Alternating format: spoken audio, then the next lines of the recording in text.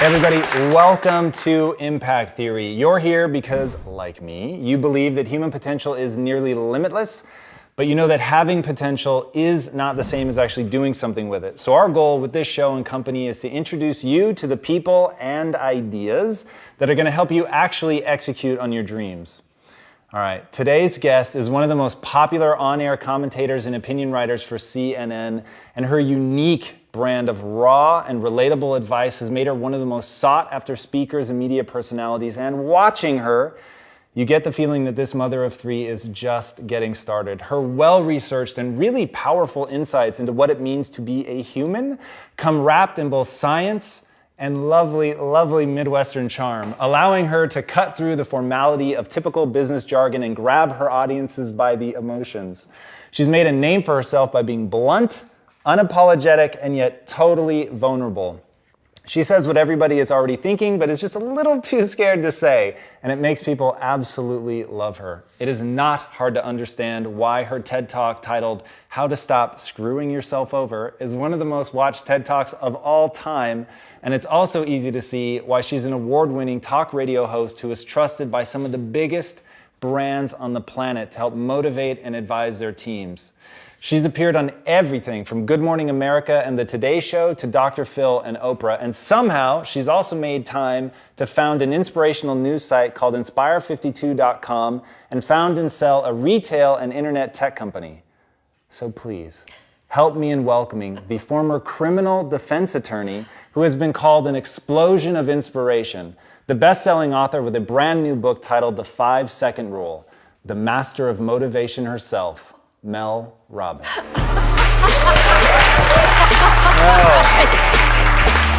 It's really good to have you on the show. Oh my gosh, thank you. Absolutely. You called me the master of motivation, and I think motivation is complete garbage, so maybe we should start there. That is a perfect place to start. So I totally agree with you. But why You do you do? say that? I do, 100%. Now, I said that in the spirit of, I know what you're trying to do, so it is meant with absolute reverence. But why do you say that it's garbage? Well, and we'll talk a lot about this, but I think it's garbage because at some point we all bought into this lie that you got to feel ready in order to change. Yeah. We bought into this complete falsehood that at some point you're going to have the courage. At some point you're going to have the confidence, and it's total bullshit, frankly. Are we allowed to swear on this Absolutely. show? Okay.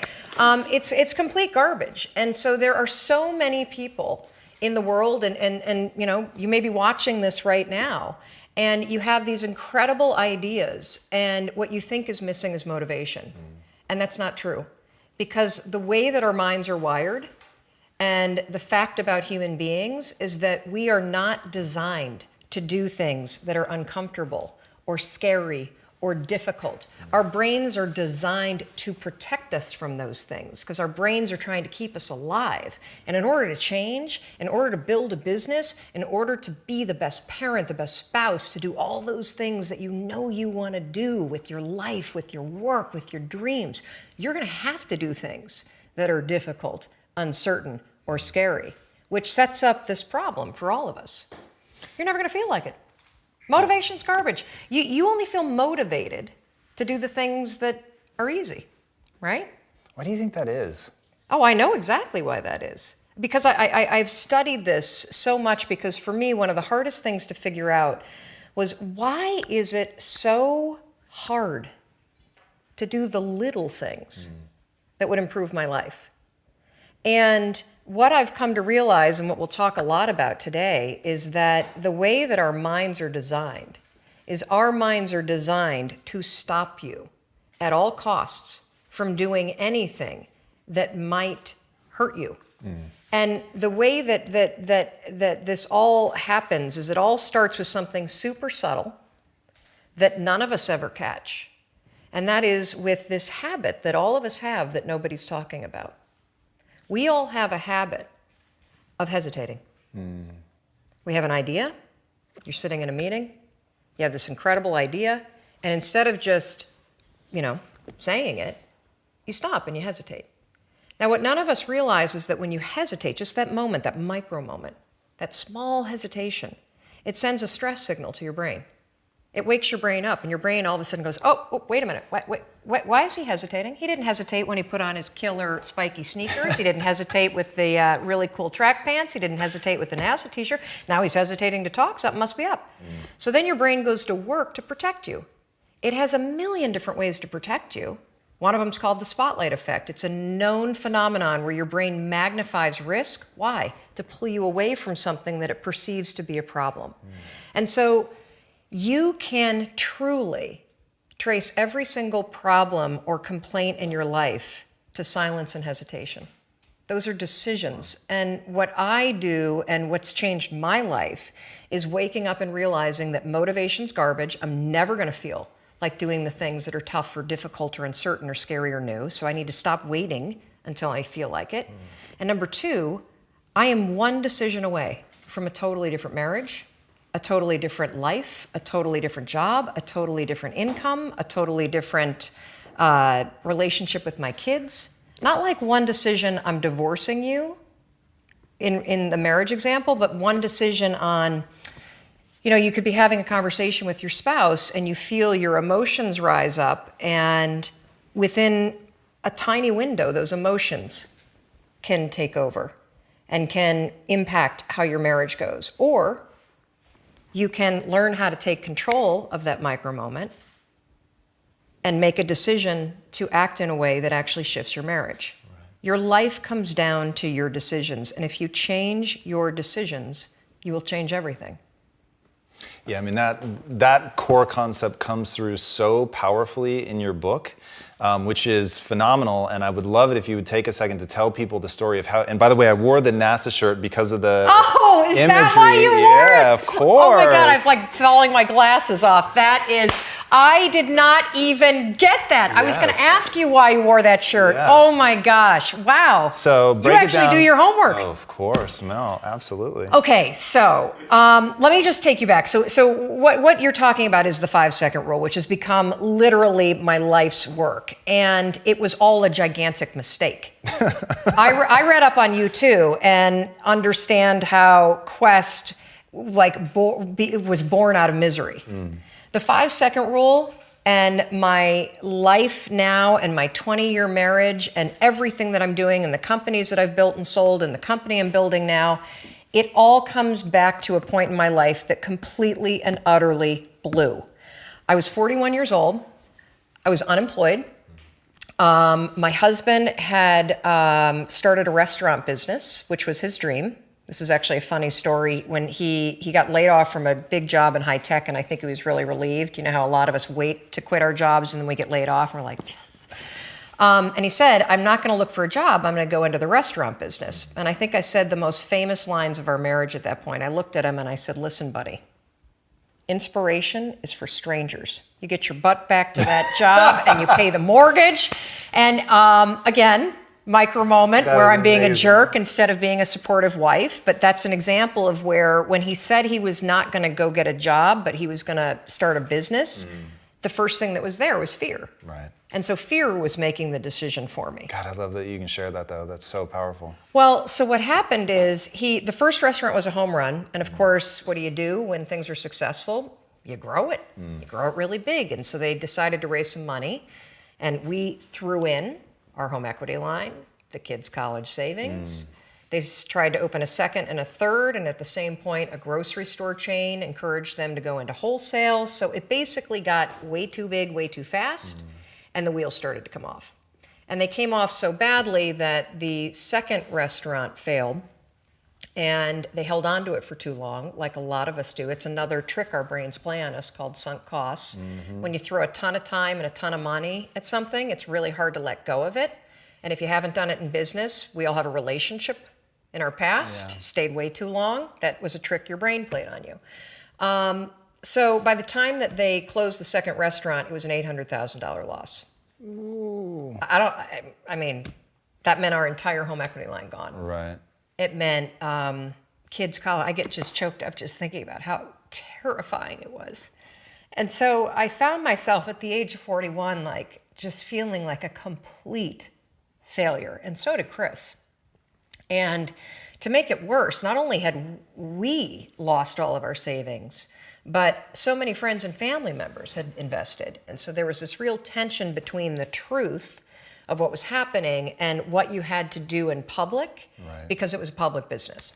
Shame, failure, embarrassment, and the liens started to hit the house. The phone started to ring, and it was nothing but collection calls. And I just remember feeling this tremendous shame. And at some point, I think we all hit that moment in life where things just are not going how you thought they would go. And what's amazing about those moments is we all respond very differently. So my husband, he would spring out of bed and he would head right out that door, 6 o'clock in the morning, and he would go meet his partner and they would go to the bank and they would dig right in and they would face their problems head on.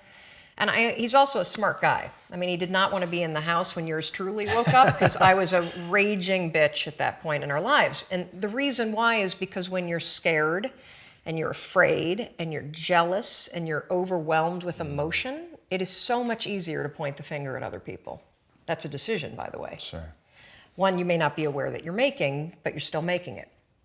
So what would happen to me is the exact opposite. Is Chris would be gone, the alarm would go off at 6 o'clock in the morning, and I would lie there. And I would think about the lien on the house, and I would think about the bankruptcy that we were facing, and I would think about how much we had fought the night before, and I would think about the fact that I was unemployed, and I would hit the snooze button. I mean, why would you get up when your life is like that? Why would you? I mean, I needed confidence. I needed courage. I was so tapped out. And you know, in the scheme of life, hitting the snooze button is not that big of a deal. But here's the thing about life. None of us wake up and say, today is the day I destroy my life. What we do is we kind of check out because it feels overwhelming.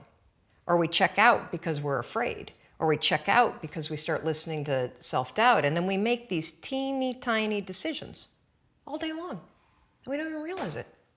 Decision to not get up on time, a decision to not eat the right thing, a decision to snap at your kids, a decision to not speak in a meeting, a decision to not look for a job, a decision to not deal with your finances, a decision to not call your parents, like whatever it is.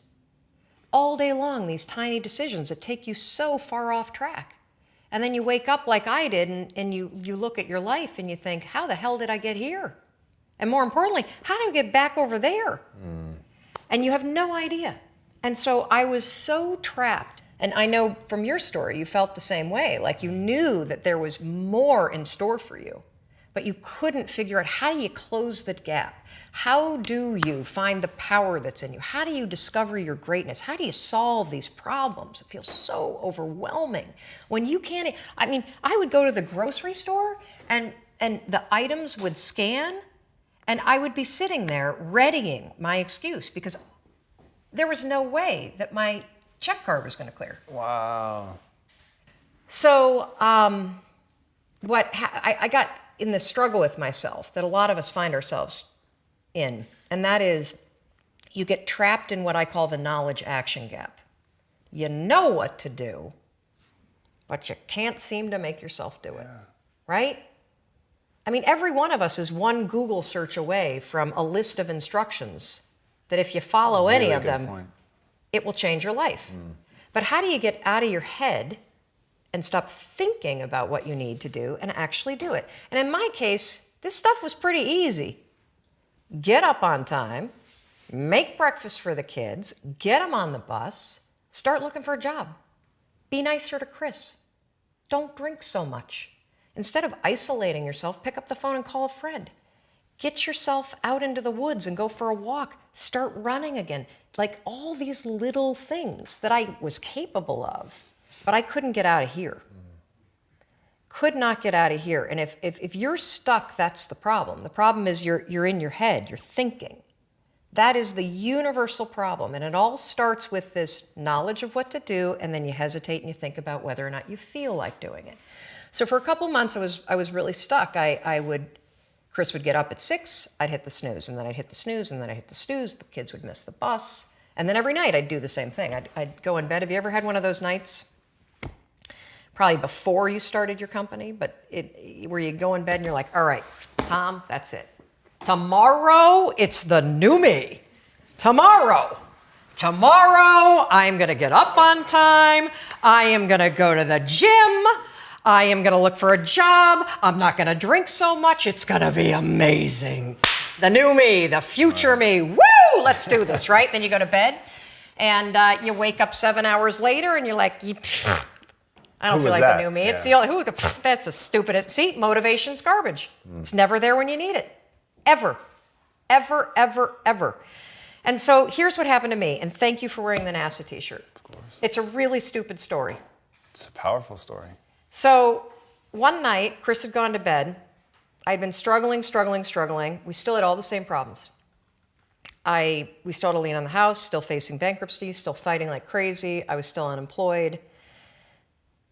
They still hadn't figured out like the solution yet for the business. And I was about to turn off the TV, and there on the TV, there was this rocket launching, and I thought, oh my gosh, that is it. I am going to launch myself out of bed like a rocket ship, like NASA right here had launched me out of that bed. And I'm going to move so fast that I don't think. I'm going to beat my brain. Now, here's a really interesting point. I talk a lot about your instincts and inner wisdom. And we can get into this a little bit later, but a lot of us talk about the fact that you have a gut feeling. But what all this research that I've done for the book and all the speaking that I do, what I've discovered that's fascinating is actually when you set goals, when you have an intention on something that you want to change about your life, your brain helps you. What it does is it opens up a checklist, and then your brain goes to work trying to remind you of that intention that you set. And it's really important to develop the skill, and I say that word purposefully, the skill of knowing how to hear that inner wisdom and that intention kicking in and leaning into it quickly. So for me, my brain saying, that's it, right there, move as fast as a rocket, Mel. I wanted to change my life. And I think most people that are miserable or that are really like dying to be great and dying to have more, we want to change. We want to live a better life. We want to create more for our families. We want to be happier. The desire is there. Again, it's about how do you go from knowledge to action. So the first thing in this story that's important is realizing that the answer was in me. And my mind was telling me, pay attention. Could have also been the bourbon. I had a couple of Manhattans that night. But anyway, the next morning, the alarm goes off, and I pretended NASA was there. It's the stupidest story. I literally went 5, 4, 3, 2, 1. I counted out loud, and then I stood up. And I'll never forget standing there in my bedroom. It was dark. It was cold. It was winter in Boston. And for the first time in 3 months, I had beaten my habit of hitting the snooze button. I couldn't believe it. And I thought, wait a minute. Counting backwards? That is the dumbest thing I've ever heard in my entire life. Well, the next morning I used it again and it worked. The next morning I used it again and it worked. The next morning I used it again and it worked. And then I started to notice something really interesting. There were moments all day long, just like that 5-second moment in bed, where I knew, knowledge, what I should do. And if I didn't move within 5 seconds, my brain would step in and talk me out of it. Every human being has a 5-second window, might even be shorter for you. You have about a 5-second window in which you can move from idea to action before your brain kicks into full gear and sabotages any change in behavior. Because remember, your brain is wired to stop you from doing things that are uncomfortable or uncertain or scary. It's your job to learn how to move from those ideas that could change everything into acting on them in the smallest moment. And for anyone right now at home who's thinking like, this sounds too simple, too easy, talk a bit about your community, because reading some of their comments, it's crazy how many people, like the sheer volume of people you quote in your book, but if you also go online and just look at the people that are like directly reaching out to you, it is an avalanche of people that have stories around the 5-second rule. Well, one of the reasons why I'm so excited about this book, and look, you don't have to buy the book. This is an idea that you can use. It's free. It's backed by science. More than 8 million people around the world have discovered it. And you're talking about the number of people. We've heard from more than 100,000 people in 80 countries that are using this rule. We know of 11 people who have stopped themselves from killing themselves using this rule. I saw one of those outreaches. Yes, there's a guy, Steve, that wrote to us who was a veteran. He was suffering from post-traumatic stress disorder. He boarded a ferry overseas with the intention to jump over. He walked over to the railing, Gave me the chills. and his inner wisdom kicked in. In that moment, the 5-second rule, 5, 4, 3, 2, 1, counting backwards, moved away from the railing, asked for help, saved his life. His story has inspired countless other people that have heard me in the speeches that I give around the world about this one tool. And so, the thing that's so cool about this, and I should tell you the science behind it, because I'm going to be honest with you, it is stupid. Had I ever thought that I would find myself 8 years after discovering it, spending my days telling people about the 5-second rule? First of all, I would have picked a different name because it reminds you of the one where you have to pick up food within 5 seconds off the floor, right? It was my secret weapon. This was something I did. I never intended to tell anybody because I went from getting up on time and waking up on time to shaking up my entire life. Because when you understand the power of a 5-second decision, and you understand that you always have a choice to go from autopilot to decision maker, everything in your life will change. You will be a different negotiator. You will be different in sales. You will be unstoppable in the gym because you will realize the amount of garbage that you put in the way of your hopes, of your dreams, of your potential, of your confidence, of your courage. Everything comes down to the decisions that you make. We all know what to do. None of us know how to make ourselves do it. So I started researching it. Why does something so stupid work? Why? Why does something so silly create such powerful and profound change? Well, here's why. The rule is a form of metacognition. Metacognition is a fancy pants term that means something real simple. You can outsmart your own brain in furtherance of goals. Agreed. There are tricks that you can use that actually outsmart the tricks your brain plays on you in furtherance of a higher purpose. We all know this. You can restrain yourself if you're in a situation that calls for it. You can jump into a raging river to save your dog or your kid. You can direct yourself in ways if it's important to you. And so the rule, what it does is it does something really remarkable. When you count backwards, 5, 4, 3, 2, 1, what you're actually doing is you're interrupting what researchers call habit loops that get encoded as closed loop patterns in your basal ganglia. That's the part of the brain where your feelings, where your emotions, every habit that you have, which is nothing more than behavior that you repeat that you don't even think about. I've heard it referred to as a gearbox. Yeah. To shift your attention from Yes. one place to another. And so when you go 5, 4, 3, 2, 1, it interrupts what's going on here that's spinning without you thinking, and it moves and awakens your prefrontal cortex. So when you hit 1, your habit has been interrupted. So you've interrupted self-doubt. You've interrupted maybe snapping at your kids. You've interrupted the desire to grab for a drink. You've interrupted procrastination. You've also, by counting backwards, done an action. It's awakened your prefrontal cortex. That is the part of the brain that you need that's awake when you're changing behavior, when you're learning new things. When you hit 1, it's also a prompt. So in the language of research, you'll hear people talk about starting rituals. That is something that's proven to help you learn a new habit. The 5-second rule, when you repeat it, becomes a starting ritual that triggers you to act with confidence, that triggers you that this is a moment for courage, that triggers you to shift gears.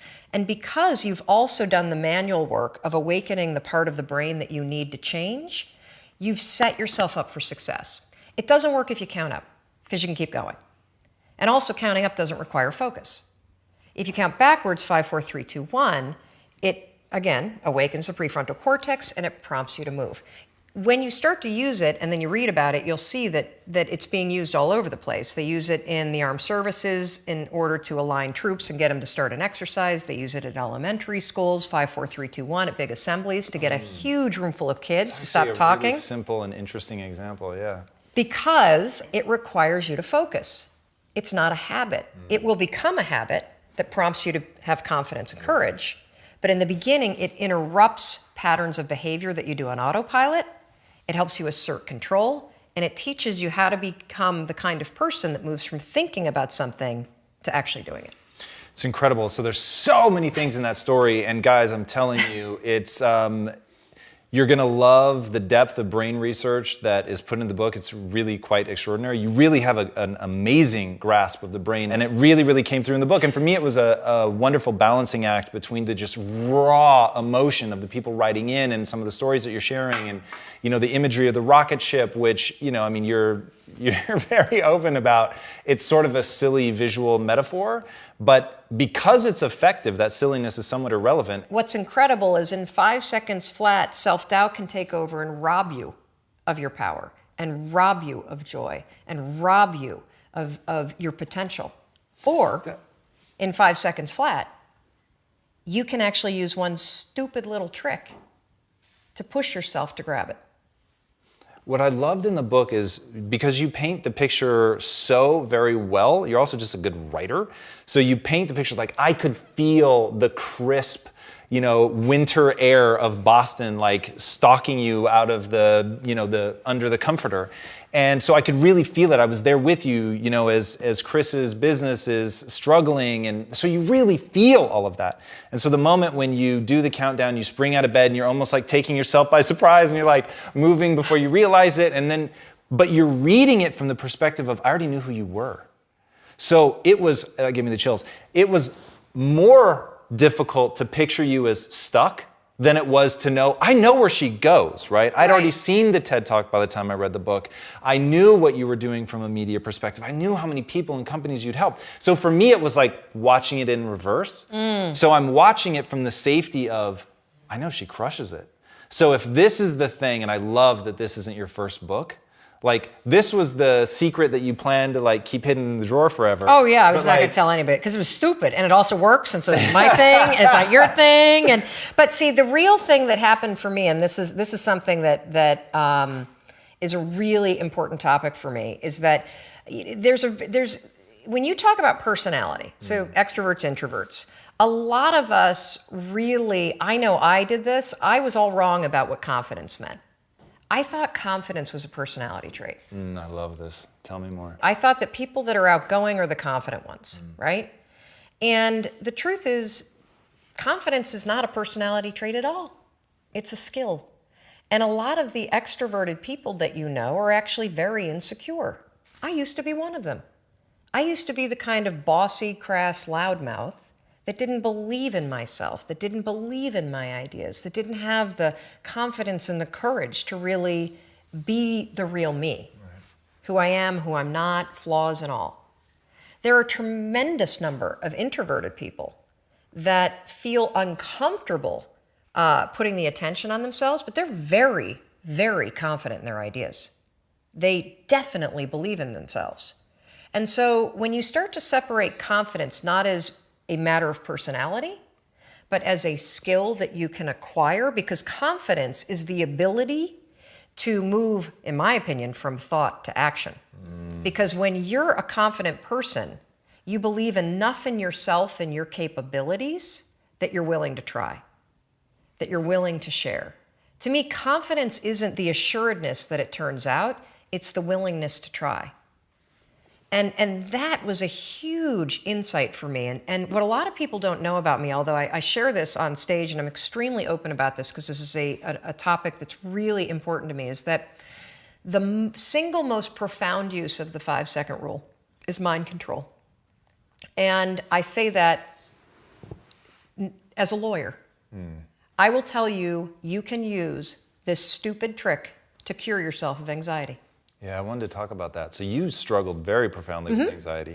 So walk us through some nuts and bolts of how you use the 5-second rule, because I think my hypothesis and the reason we founded Impact Theory is that the world is living through two pandemics. The pandemic of the body, which everybody understands because it's so visual. Yep. Being overweight, dying of diet-related diseases such as diabetes and things like that. But because the second pandemic, the pandemic of the mind, is invisible, people don't realize how pervasive a suicide is. And I think it's the leading cause of death among young men. I mean, it's crazy. And then that there are ways that they can go about attacking that and fixing the problem. So walk us through that. Sure, I would love to. So first of all, I literally have struggled with anxiety my entire life. And anxiety for this conversation, the way I define it is the habit of worrying spiraled out of control. You know, you may say that you are a worrier. That's not true. You have a habit of worrying. A habit is a pattern of behavior or thinking that you repeat without realizing it. So anxiety happens when that pattern of worrying about things spirals out of control, and now it starts to marry and manifest itself with physical sensations too. That's all that it is. I know that I say that's all that it is. Me personally, I struggled with anxiety, I think my entire life. It became quite acute when I was in my late teens and early 20s. I became medicated in the middle of law school. I took Zoloft for 2 decades. When our first daughter was born, who is now 17, the postpartum depression and the cascading panic was so terrible that not only was I medicated and couldn't breastfeed, but I couldn't be left alone with her. Wow. So when I say you can cure yourself of anxiety, I don't say that lightly. 4 years ago, after I had been using the 5-second rule to change my behavior, how I spoke to my husband, how I negotiate in business meetings, how I conduct sales, the kind of parent that I am, my health habits, my eating habits, curbing the drinking. I thought, I wonder if I can use this 5, 4, 3, 2, 1 thing to get control of my thought patterns. Not my behavior patterns, my thought patterns. Yes, you can. So we're gonna build this conversation because I want to start with something we can all relate to, and that is, how do you stop worrying and how do you stop listening to self-doubt? This is how you're going to do it. So all day long, you're going to have moments where your thoughts drift, and I use that word on purpose because for me, there is a physical sensation when you start to use the 5-second rule and you start to wake up. Not only on time in the morning, but you wake up to your life and the opportunities in your life. Your thoughts drift. Like you'll just be hanging out with your friends and then suddenly you're like, I'm not sure that person likes me anymore. I haven't heard from my kids lately. I wonder if they're dead or, as a check, like you just start worrying about stuff. Why? Because it's a habit.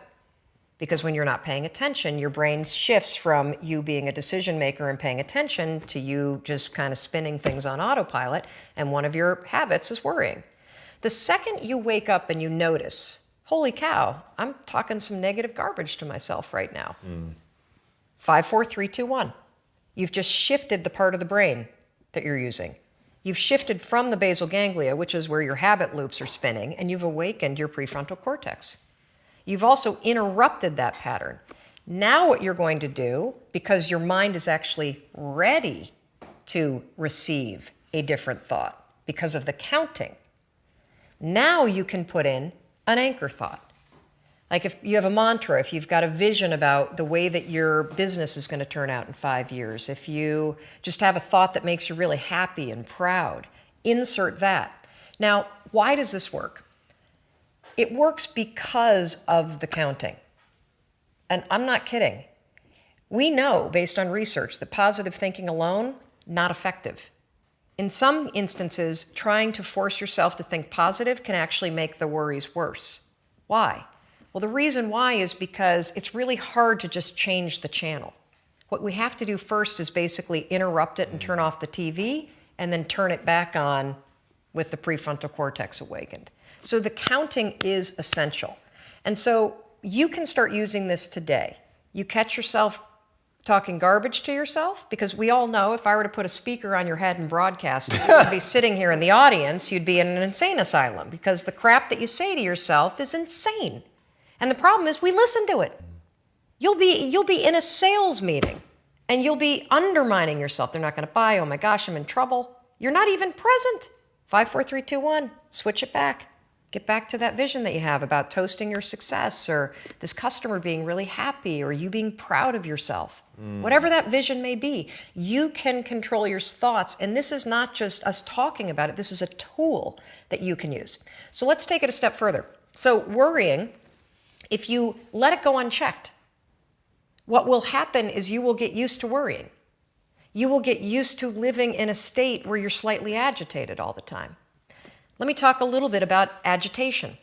So what we know based on research is that physically, in your body, so physiologically, being excited is the exact same thing as being afraid. Let me say that again because it is so important. In your body, being excited is the exact same thing as being afraid. Your body doesn't know the damn difference. Your heart races, your armpits sweat, you're like, you may get tight in your throat. Your cheeks may get pink like mine do when I get excited. The only difference between excitement and fear is what your brain says. And the problem is, if you have a habit of worrying, guess what you're going to tell yourself is going on? That you're like freaking out. That you're not excited, that something must be wrong. Oh gosh, why would you say something's wrong? Because you got a habit of saying that all the time. Even as I became a speaker for a living, or I'd be on CNN, when I first started doing it, I would be freaking out backstage. But even though, just last week, standing backstage, about to go on, 8,000 people, heart races, armpit sweat, my hands get clammy. I'm not nervous though, not at all. I'm excited. And so I developed this technique, and research out of Harvard, not based on my technique, but something very similar, proves that if you basically, right before you're about to do something, take a test, run a race, public speaking, a business negotiation, ask somebody to marry you, whatever it may be that gets your heart racing, just do this. Go, I'm excited. I'm excited to give that speech. I'm excited to ask him or her. I'm excited to do this race. I'm excited. Because what happens is you give your brain context, so your brain doesn't escalate the stuff going on in your body. Your brain's not worried. Make sense? Yeah. So you can combine this with the 5-second rule. So we know how to do worrying. You catch your thoughts drift, 5, 4, 3, 2, 1, anchor thought. If you start to feel your heart racing, 5, 4, 3, 2, 1, to awaken the prefrontal cortex, and then start going, I'm really excited to do this. I'm really excited to do this. Another technique that you can use is ask, I think they call it interrogatory questions, where instead of giving yourself a pep talk, say, well, why am I ready to do this? Why am I ready? Because that'll force you to answer the question, which then convinces you. So why am I ready to close this sale? Why am I ready to give this speech? Why am I ready? So those are two strategies that you can use backed by science that are proven to actually make your performance be much better. Now let's take it a step further to anxiety. So anxiety is what happens when the habit of worrying spins out of control, your body gets really agitated, and then you allow your mind to escalate it into a full-blown panic attack. So for those of you that have not had the pleasure of having a panic attack, let me explain what it's like. So have you ever been in your car and you're driving down the road and you go to change lanes and all of a sudden there's like, oh my God, there's a car right there, right? And you swerve a little bit and then your heart's like, and you may sweat a little bit and you grip the wheel really tight and you're super locked in on the road ahead of you. But then that car pulls away and the near miss scenario passes and your mind starts going, okay, you're all right now. Right. You're all right now. That's it. That's all. That's what a panic attack is, only it happens while you're standing in front of your coffee pot. Seriously. You have that same, oh my God, what behind that? And your heart's racing, and the problem for your brain is that your brain can't look around and say, holy cow, we almost got hit by a car. Right. Your brain's saying, what the hell is wrong with her? She's making coffee and she's freaking out. And so now your brain has a problem, because what's your brain's job? It's designed to protect you. So your brain will now do whatever it can to magnify the problem. Remember, we talked about the spotlight effect. It'll start telling you all kinds of crazy stuff because it can't figure out contextually what the hell's going on. She's just making coffee. Now her heart is racing and she's breathing really. Holy cow, maybe she is having a heart attack. A lot of people that have panic attacks say, I think I'm dying. Oh my God, what's happening? Wow. Or you'll see them do the deer in the headlights thing where they got to get out of the room. That is the spotlight effect in your brain. Now taking control and magnifying everything to get you out of whatever it was. So here's how you use the 5-second rule. You use it to stabilize your thoughts before the panic escalates. And then what happens is it drifts into worry and then it disappears. Right. So the second you feel worry, you catch it, you train yourself to do that. If you start feeling yourself getting, your heart racing, you can 5, 4, 3, 2, 1 and use the I'm excited. If that doesn't work, literally 5, 4, 3, 2, 1, and just give yourself an anchor thought, literally, of you being okay. I'll give you another quick example because this is one that we have a tremendous number of success with, and people that hear the example use it immediately and are blown away. I used to be terrified of flying. Terrified. Every bump I'd be freaking out. And so I started using this strategy with the plane. So the second that you feel yourself getting nervous, 5, 4, 3, 2, 1, and then your anchor thought is a vision of what you're going to do when you get to where you're going. So when I get on the plane tomorrow to fly back to Boston, I'll think about walking in the house and the place is like a disaster. It'll look like everybody's stuff got loaded into a cannon and fired all over the first floor. And so if we hit turbulence, 5, 4, 3, 2, 1, I'll think about that vision because cognitively for my brain, if I'm walking in the house and it's a disaster, the plane made it. That's the power of this. It's incredible. Incredible. What I love about you, Mel, is that I love how raw and real you are about your own situation, because people are going to look at you and the first thing they're going to want to do is make you extraordinary as a way not to have to live up to your standard, because what you've accomplished really is astonishing, and seeing you on stage is unbelievable. Unbelievable. You're so good at that, and I know that it comes from working your ass off. But wow, it's very, very impressive. Thank you. But then that you use techniques, like that you've got answers for, how have I done this? I've done it like this. And I've had guests sit across from me that's not their shtick, right? Like they have done truly extraordinary things with their life, but they seem just totally blind to how they did it. And the fact that you can walk people through it is so cool. Well, I think we're all flawed. And that's the beauty of who you are. And instead of trying to make yourself perfect in every area, it's so much easier when you accept the things that you're terrible at or that are your weaknesses or that are the things about your wiring. Look, if I were diabetic, I would take insulin. I happen to be somebody that's wired for anxiety. Right. No big deal. So figure out how to, instead of fighting those things, actually trick it. Because the truth is that you're never going to feel ready to make these changes. You're never going to feel like doing them, but you can always make a decision. That's always in your control. Staying with somebody that treats you like garbage is a decision. It is. Staying at a job that you hate is a decision. Staying in the body that you are not proud of is a decision. Is it going to be easy? No, it's not going to be easy to change. It's simple. Do a Google search and then use the 5-second rule to force yourself to do that stuff. Change comes down to 5-second decisions, and this is why the 5-second rule is important for everybody to know. It's your job to push yourself. And I don't care if you're Dr. Martin Luther King Jr., or you're Michelangelo, or you're Lin-Manuel Miranda, who wrote Hamilton, you will struggle with self-doubt. And everybody that you admire, everybody, and the list is the same for everybody. Oh, Oprah Winfrey, and I want to be like, Tom, and I want to be like, Branson, and I want to be like Jay-Z, and I want everybody's list is this, Bill Gates, and do you know what those people do? They do not have the habit of hesitating. They trust themselves. All right, really fast before we go, tell us about the $1 Million Mornings and setting yourself up. Oh, yes, I have a gift. So here's the thing. I did one thing other than the 5-second rule that has changed my life, my marriage, everything. I do not have the phone in my bedroom. The phone is designed by people, your phone, you should not have your phone in your bedroom. And here's why, because what's on your phone is not your dreams. What's on your phone is stuff that's been designed by people that study game theory. You know why you check your email all the time? All the time. You know why you're constantly looking at your phone? It's called random rewards. It's a psychological principle that explains why we pull slot machines. Because every 6 or 7 times we get a little random reward, so we keep going back. Yeah. I know most emails blow, but every once in a while you get a good one. That's why you keep looking, right?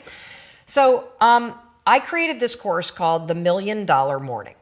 Whether you want to make $1 million a year or in a morning, or whether you want to wake up and feel like $1 million. This is the science-backed strategy, step by step by step, for how to wake up. Because it's not when you wake up that matters, it's how you wake up that matters. And we filmed it at the house. I walk you through all the science. I show you the whole routine, and we're giving it to your audience for free. Wow. Yes. Thank you. You're welcome. Because look, I want you to use these things. It's one thing to talk, and think. It's another thing to actually take action. And the more that you can provide, that I can provide, that shows people what to do, and the more tools that we can give people to get out of their heads and into action, the more the world is going to improve, the more your life will improve. So. All right. I get the feeling that this whole time has sort of been answering this question, but I'm going to ask it anyway. What's the impact that you want to have on the world? The impact that I want to have is I want to teach people how to discover the power that's inside of them, to live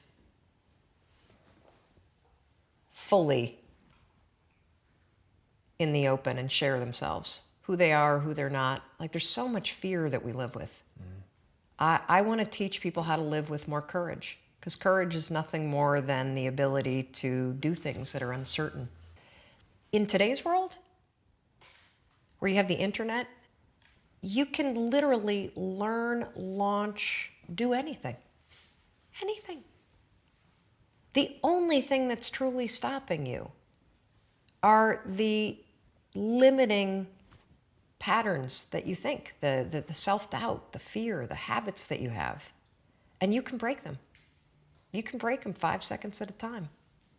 And so the impact that I want to have is I want to teach people a simple way to discover the power that's locked inside them.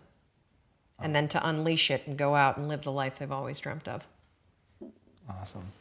Mel, thank you so much. I want a hug. Get over here.